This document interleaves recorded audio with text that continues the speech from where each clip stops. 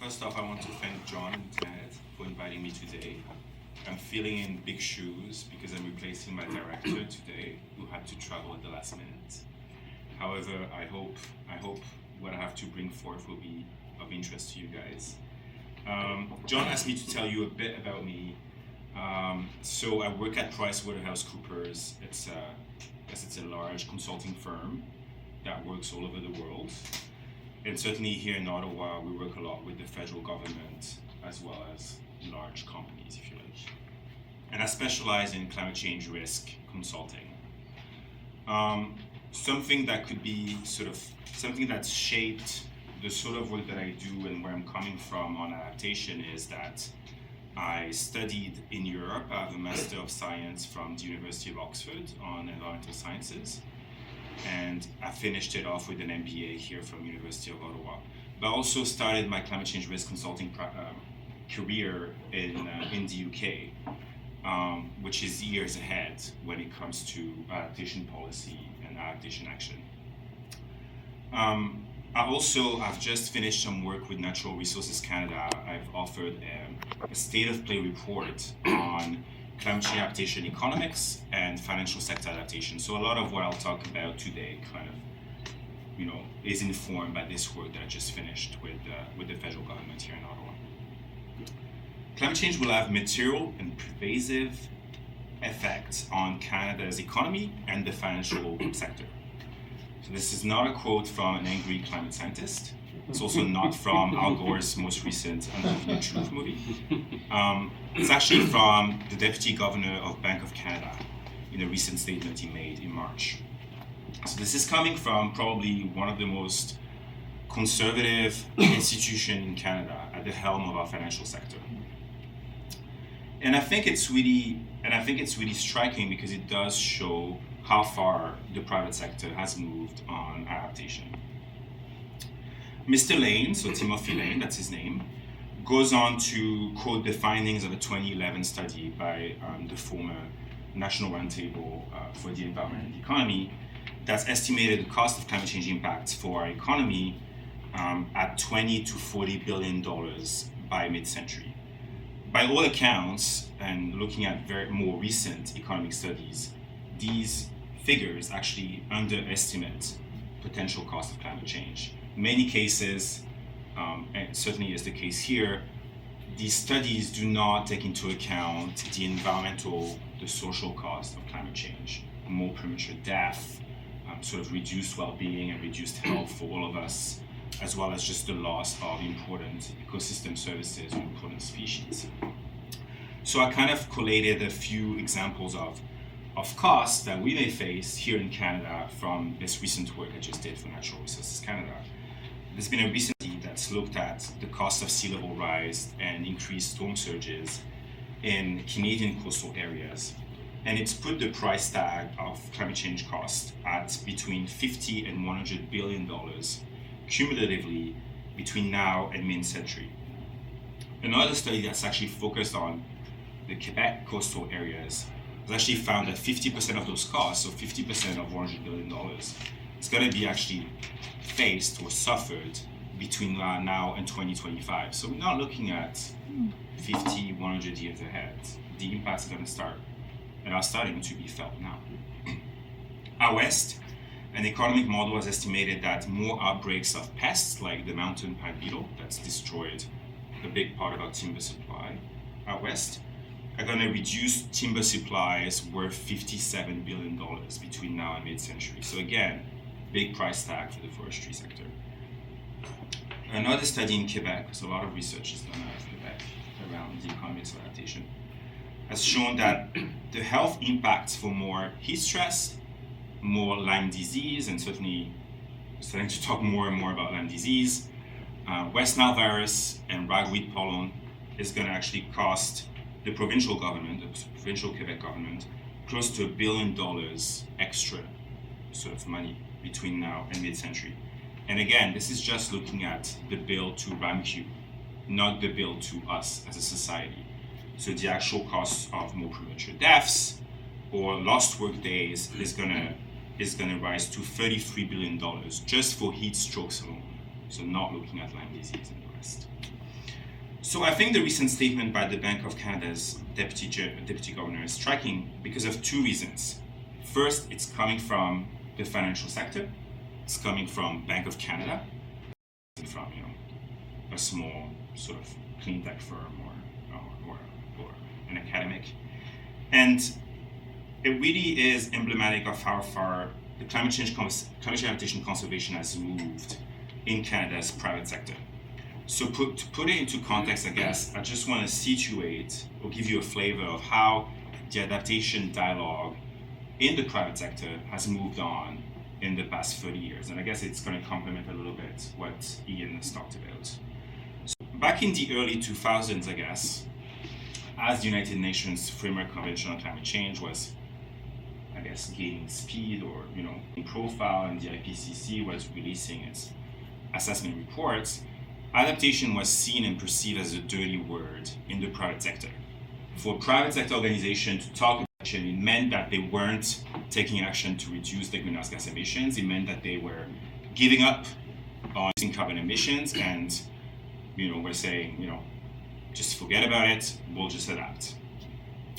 And so it's taken a few years for sort of adaptation to gain traction and sort of lose this negative notion in the private sector.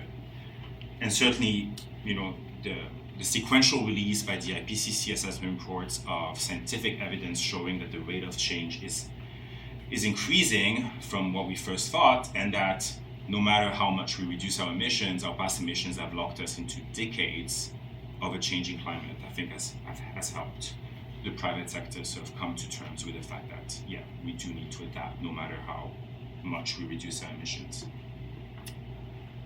The typical reasons brought forth by the private sector for sort of putting off any investment or any sort of attention on adaptation are many.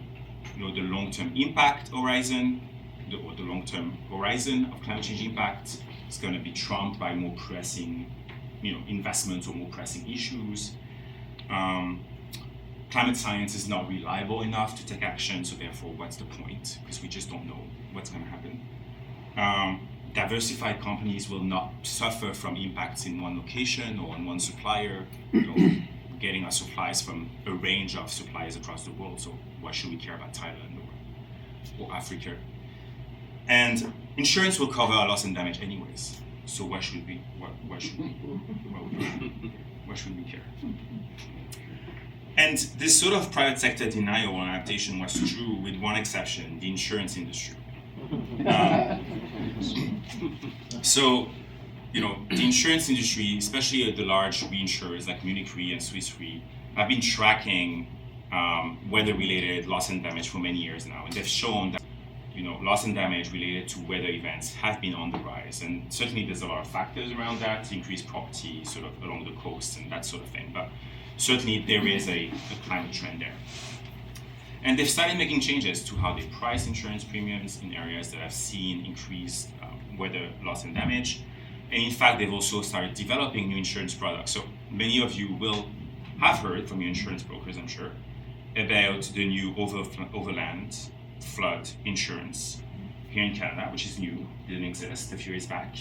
Certainly, I'm actually looking into getting it for my house. The co-operators, which is one of Canada's largest insurance companies, says that the number of people who subscribe to this overland flood insurance has increased by 300% last year. And they're looking at another increase by 150% next year. So, private sector is starting to sort of put out some products and solutions around adaptation, which really shows that, they're starting to pay heed to it. The rest of the private sector is also catching up on the importance of adaptation, starting to be part of mainstream private sector dialogue. And the financial sector is really at the center of this movement. So I just want to end with a few recent sort of developments that I think are really striking as far as like how fast these changes could be seen in the private sector.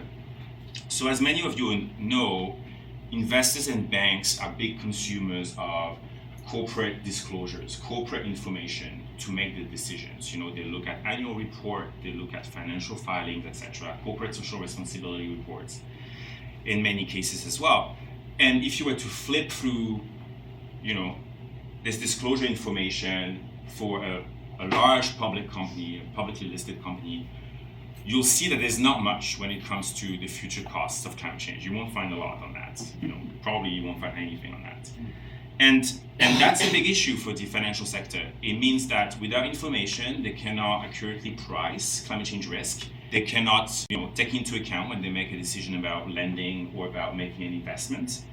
And ultimately, as the costs of climate change become clearer, so as larger storms hit us, as longer droughts hit us, the changes that it's gonna sort of influence in investment decisions, in stock prices, could be very abrupt and could actually lead to big market disruptions if nothing is done to sort of adapt gradually. And this is what prompted Mark Carney. So Mark Carney is the governor of Bank of England, to convene under the G20 Financial Stability Board, a task force on climate-related disclosures. So it's called the TCFD. And this task force has released its draft recommendations in December 2016. And it's calling on all companies to publish information right into their annual reports, so not in a little standalone document, in their annual reports, about how climate change impacts are going to affect the value of their company, how it's going to affect the income statement, how it's going to affect the balance sheet. And that's a big deal. That's a big deal because investors obviously use and scrutinize this information. And dozens of companies across the world have already supported these recommendations. When you look at the track record of the Financial Stability Board in terms of how their recommendations have made their ways into best practices, into national regulations, I think these recommendations could go really far in improving the ways that the private sector acts and assess the risks of climate change impacts. In Canada, this is certainly catching on. Our financial regulators, so the Canadian Securities Administrators, has announced 2 months ago that it will be reviewing the corporate disclosures of some of the largest companies listed on the Toronto Stock Exchange to determine whether or not the disclosures around climate change impacts are appropriate and adequate. They're not just looking at climate change impacts or adaptation, they're looking at also information about climate change mitigation and how increased carbon policies will affect as well the value of those companies.